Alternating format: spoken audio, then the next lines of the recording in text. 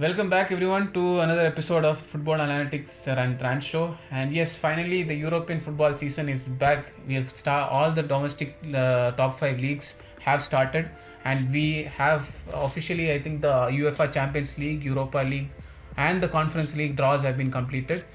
As you all know, there's a new system in town. If you all don't know, I will just briefly brush up on the system. And after that, we will go into our season inaugural predictions about who's going to win. Yeah, it's going to be very weird because we don't know like what is going to happen, because the league phase and you won't face the same teams. Like, we'll come to that. So yeah, starting off. So as you all know, the new UEFA competitions it is not going to be a group stage anymore. It is going to be a 36 team league stage, like it's called a Swiss league format. So there will be a single table with 36 teams, and there will be like the seeding is based on pots as usual earlier. So what happens, instead of getting only playing like the same 3 opponents, you will be given a random 8 opponents. Okay, and it is not like you play like 4 teams, same teams, home and away. No, you will play random 4 teams in home and random 4 teams away. Same will be set for the Europa League, same. So there will be a total of 8 league stage games. But in the Conference League, slightly different because of most of the clubs being not financially as strong, and for traveling it's difficult for them. They've reduced it to only 6 trips. Okay, so 3 home and 3 away. That's the only difference. Everything other than that is same. Now coming to that, the common part. So the top 8 teams will qualify directly for the final. Sorry, not final, sorry.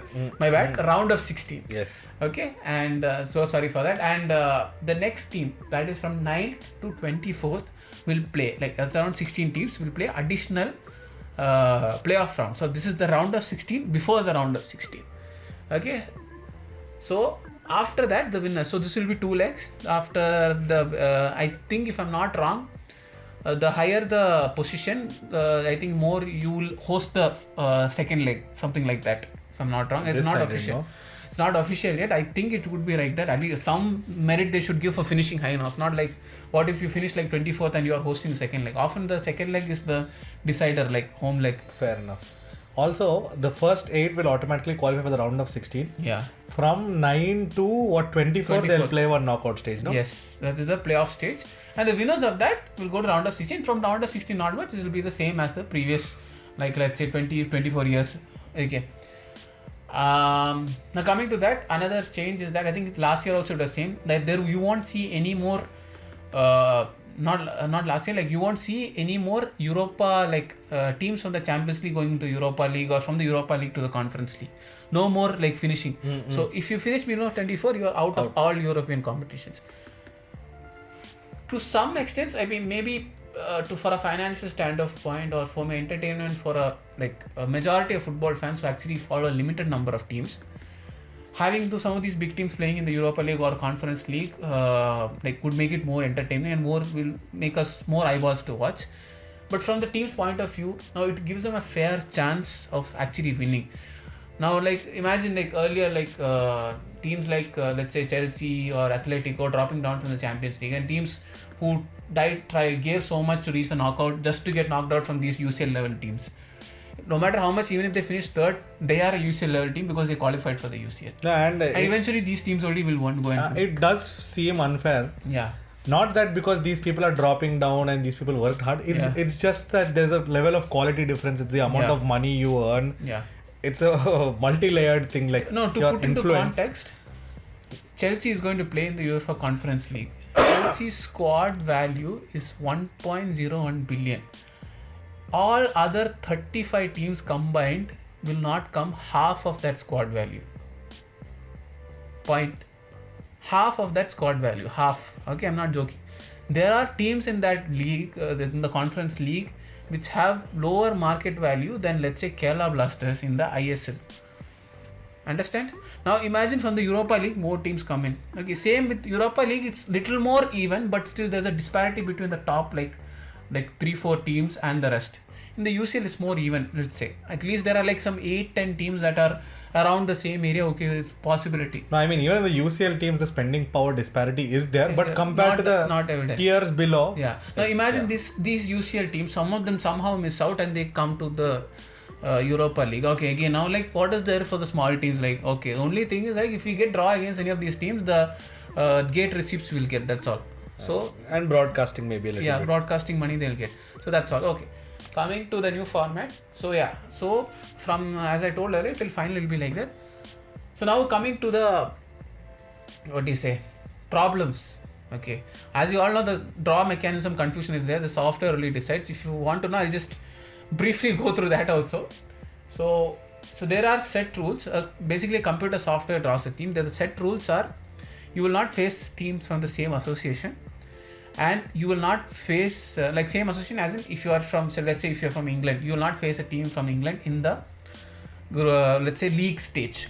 Okay, and additional to that, from an additional association, like suppose you are getting like, okay, you are facing a team from Spain, you will only maximum you can only face 2 teams from any other to association. give let's say example, I guess Barcelona I think are playing 2 German teams if I'm not wrong, Dortmund and Bayern. Yes. Okay, so that's the maximum limit, then there's no further. So it is possible to play 2 teams from the same association. And that is only in the league phase. Yeah. And you can ask PSG well for that. Their draw is very interesting. We'll come on to that. So those are the main rules, and rest all like I think pots. I think so. So teams from the same pot most likely will not face each other. Yeah. Okay. Very unlikely. Most likely. I think only once or something. I don't know the exact rule. So these are the main rules. The rest all the computer software decides. So it's a little complicated. If you want us to go into detail, we'll tell that. Now we'll come to the drawbacks. So obviously, as we pointed out in our previous video, the number of games. If I'm not wrong, if you manage to finish in the, let's say, top 8, you will end up playing 15 games to all the way to the final. Okay, 15 games. Remember, like the previous was 13 games. Okay, before it was, even before the previous 32 team Champions League, it was like less than like 10 games, 10 or 9 games. Now it is 15 games. Now, if you finish from 9 to 24 and you somehow reach the final, you will end up playing 17 games. To put into context, when ISL started in like India, like not started, like when ISL started to become an officially recognized team, there were 10 teams. That time they used to play 18 games per team. So this is almost same number of teams as a small 10 league. Yeah. That's the absurd number of games. From purely, let's say, from a fan perspective, okay, you will see more of teams playing each other, like big teams playing each other. Like we'll come on to that also. There's a catch there also. But if you look at the players or the teams managing fixtures, especially the Premier League teams, I don't know how. Okay, now you will not see that there was a break between the group stage and the thing for almost 2 months. There was this 2-month gap. Yeah, that 2-month gap is going to get shortened. And most likely, I don't know, they haven't released the fixtures, and there are rumors like, okay, every 2 weeks you used to have group stage fixtures for at least one team. That might happen every week. So there is a chance that we might have 2 to 3 months of just that group stage or league stage football. Yeah, they actually said that they're going to play on Tuesdays, Wednesdays and Thursdays. Yeah. And they said after a few game weeks, they'll start making it back to again Tuesdays and Wednesdays only. Yes. But imagine you have to play on a Tuesday, a Wednesday and a Thursday, and then the weekend you have to play your own league. Brilliant. Real teams are gone. Imagine in between that they have to play their FA Cup, their ridiculous league cup. Okay. The part is they have to play all these competitions also. There's no other choice. At least league games they have to play because next season that determines whether they are in. True. Still, like technically it is a merit-based system which they highlighted so much in the introduction video mocking on the European Super League. If you haven't seen, please check. I think it's starring Buffon and the president Alexander Cheferin is the main character. And they were giving like they have Zlatan also. Yeah, Zlatan was the surprise. And they were putting, okay, you can watch that video, we'll not go into that further. So yeah, coming to the league, we said match this thing. And second, they are saying computer software is thing, but I feel like there's a more possibility of getting it rigged. And unless you are like extremely calculating, okay, which all teams can be possible for these teams, you've gone through like you have like FM manager sort of mind and sort of calculated, okay, then only you can find out. For an average guy, whatever the software is, you will not go and think, oh, okay, these are the only possible. That's why it's okay. So there is small chance of certain rigging. I'll not say certain favorable fixtures to happen. No, they have said that the system is independently audited by some external auditor or something of that sort to validate that there's no corruption. But so we all know how like their whole FFP's thing works, their internal auditing or something. We're not leveling allegations, but of course there is, because we don't understand it fully, there's always a scope for something fishy to happen behind the scenes because we don't understand it fully. And as far as I know, people make money because football is a fans game and they earn money because we watch it. Yeah. And if we don't understand what is happening, it's weird. Yeah. I'm not criticizing the new format. Yeah. I'm just saying it's difficult to understand what is happening. Yeah. Maybe it's because it's the first season. Maybe we'll slowly learn to internalize it. Could be. Maybe we'll slowly understand the system more. This thing, there was an article like there are pros and cons, and the general thing is there are people who are actually excited for this thing. Yeah. They're taking some unpredictability. Basically, because of the additional round, if you don't play like if you saw what happens usually is that by then some groups, like especially in Man City's groups. By the way, they did get another favorable draw. I think they got the easiest draw again, and despite this being like extremely fair. Well, they have Inter, PSG, Juventus. Let's not get into this. You finish your mistake. And PSG got the worst draw. Okay, fine. Side PSG. Okay, so what is it? What happened in group stage earlier is like, supposedly we'll take our Man City, Copenhagen, Mönchengladbach. These are the teams that City usually gets. By the end of the third match, stage already is done. City is up, and they're like the rest of the matches are meaningless. Okay, so here there's a chance that it is not there because it is a single table. Okay, and it doesn't depend on the teams you play. It depends on the overall this thing. So everybody's stats are put together. Mm-hmm. Every goal, every point in the end counts. So that is one positive thing. But these are the other two negatives I have to talk about. Would you like to add anything else? I don't understand what this draw was. It's such a complicated thing to understand. This kind of pushing button. Bro was pressing button the whole time. Only every team. Subscribe. All 36 teams he's pressing button. Like, how do you? On a different tangent, subscribe is from his YouTube channel. Subscribe. He actually said that. I know. Thankfully, Buffon was there making some jokes, actually not bad jokes, and it was little bearable. Yeah. Otherwise, I don't know. Compared to what we have seen, it's usually very formal and stuff like that. So it was a little light-hearted. What is there to do? He'll pick up all. Su will press button. Apparently, I looked at the procedure on the Champions League site. It says even the ball that he picks also is kind of system generated only. So everything is software generated. Because I don't understand the game, I'm a little skeptical about how software this is going to go on. Yeah. But since it's the first season, I'm willing to give it a pass for maybe 1, 2, 3 years till we internalize it. Yeah. Because when the first expanded Champions League, 32 teams were there. That time also people had problems. Yeah. This thing, sporting merit issues. And it's favoring big countries more teams from the big countries. To be fair, this is as close to the Super League as we will get. Even Zlatan was about to say it in the video. They've actually, I think, increased the prize money for the final. I think they're going to get more broadcasting money because there are more number of matches. Number of matches between the top teams also. True. If you just look PSG's draw itself, that's enough. So many games you are getting. But coming to what we expect from it, in my expectation, I think because it's a whole, the whole group is in just one table. It's going to be very interesting because just because you bet someone doesn't mean you're automatically going to go up. Yeah. So getting to the top 8 is going to be really hard. Yeah. So it's going to be interesting to watch. At least so far it looks like that.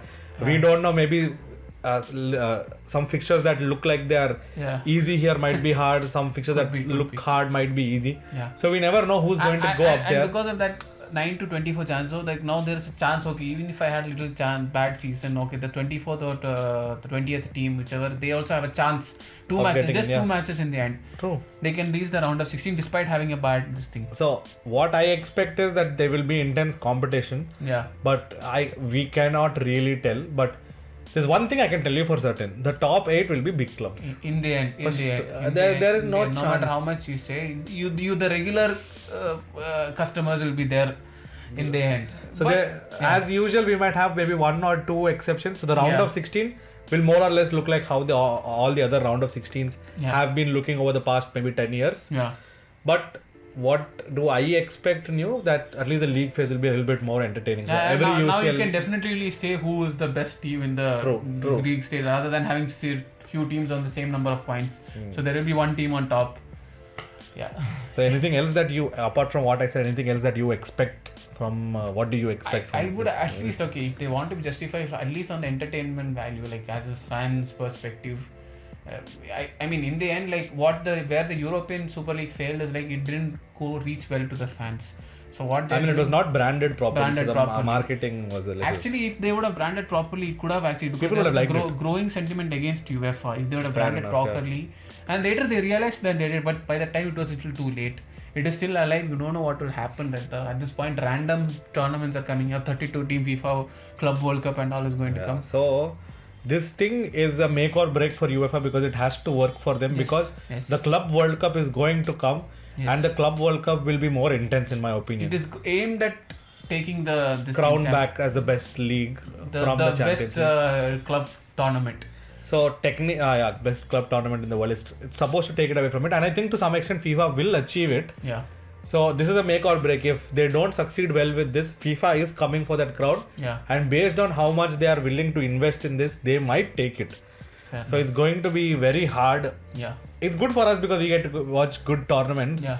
But if they don't figure it out within this year, next year. It is happening across the world nowadays. Like if you look at Asia, they've also recently rebranded their Champions League, like I think it's called AFC Champions League, Elite AFC Champions League 2, okay, that's a weird name, and AFC Challenge League. Similar on the concept, like quite similar to this thing. UCL, UEL, not like the same number of teams, if you were lesser league, 24, 32 and 20 teams.